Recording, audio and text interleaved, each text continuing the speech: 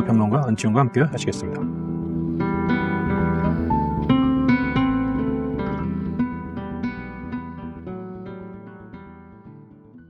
10년 동안 본 영화 중 최고였다. 완전한 걸작. 리처드 커티스 감독. 이 세상 최고의 영화. 폴 토마스 앤더슨 감독. 이런 극찬을 받은 영화는 요아킴 트리에 감독의 사랑할 땐 누구나 최악이 된다이다. 나 또한 재미있게 보긴 했지만 인용한 감독들만큼 열광하지는 않았다. 요아킴 트리에는 로맨틱 코미디의 새로운 기준을 제시했다는 미국 ABC 뉴스의 평가가 개인적으로는 무난하게 받아들일 만한 수준인 듯하다. 로맨스 영화 혹은 성장 영화. 사랑할 땐 누구나 최악이 된다를 두고 언론이나 평단에서 흔히 로맨틱 코미디란 용어를 쓴다. 29살 율리에, 레나테 레인스베 분가 두 남자와 사랑하는 이야기가 핵심 얼개를 이루니 그렇게 볼 수 있겠다. 한데 어쩐지 코미디 같지 않다. 곳곳에 발랄하고 감각적인 유머가 배치되어서 그렇게 보는 듯한데 관점에 따라 유머가 아니라 성찰이라고 할 때 이 영화를 코미디로 보는 것에 반대하고 싶다. 그렇다면 꼭 코미디가 아니라고 할 수 있느냐고 정색하고 묻는다면 자신이 없다. 성찰이란 것이 유머를 배제하지는 않으니 말이다. 요점은 로맨틱 코미디란 선입견을 품고 보아서는 안 되는 영화라는 이야기이다. 로맨스 영화의 가장 현대적인 클래식 정도로 절충하는 방법이 나쁘지는 않지만 여기에도 문제점이 있다.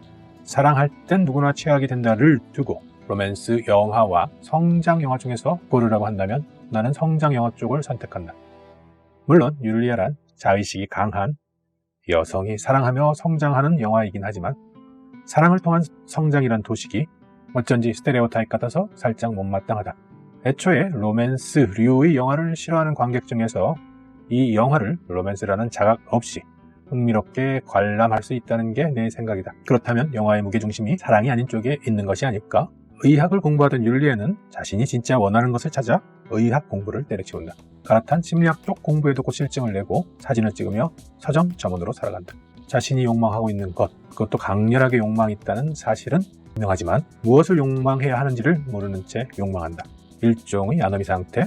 아노미란 용어가 원래 사회를 대상으로 한 것이라 할 때 어쩐지 질풍노도가 율리아의 상태를 더 정확하게 표현한 말일 수 있다. 원래의 질풍노도는 낭만주의, 그것도 고전주의에 반대한 낭만주의의 특별한 현상이지만 아노미와 달리 개인을 대상으로 한 용어이어서 율리에의 상태를 설명하는 데 더 적합하다. 하지만 극중 율리에의 전체 몸짓을 해명하는 데는 여전히 부족해 보인다. 아노미와 질풍노도를 결합한 21세기 버전 주체의 혼란 정도면 어떨까? 사랑이라는 게 본질적으로 상대가 중심축이어서 특별히 주체 자체가 중요하게 고려되지 않는다. 사랑하는 대상에 대한 주체의 반응이 핵심이다.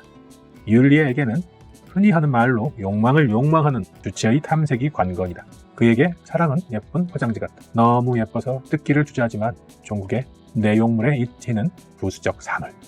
내용물은 무엇일까? 내 삶에서 조연 역할을 하는 것 같아 라는 율리에의 대사에서 명료하게 드러난다. 내 삶의 주연이 되는 것이 주인공이 찾아 헤매는 내용이다. 내 삶의 주연. 사랑할 땐 누구나 최악이 된다의 율리의 역으로 칸 영화제에서 여우주연상을 받은 레나테 레인스베가 표현한 극중 캐릭터는 사랑보다는 자신의 삶이 더 중요하다고 생각하고 그렇게 행동한다.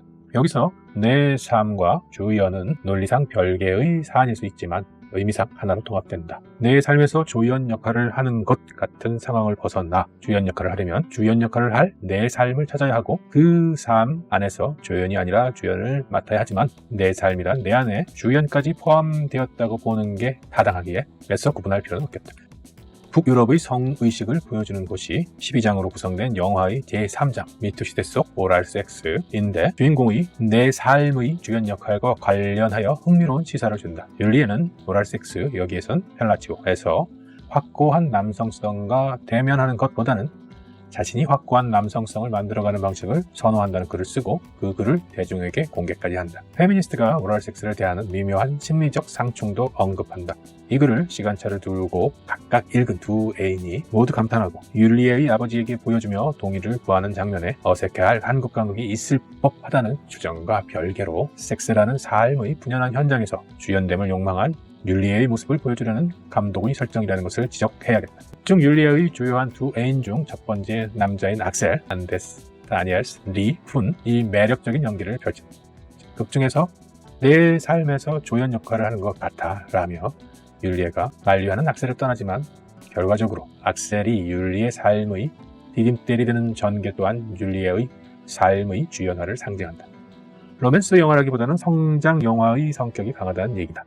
한국어 영화 제목 사랑할 땐 누구나 죄악이 된다의 원제는 The worst first in the world이다.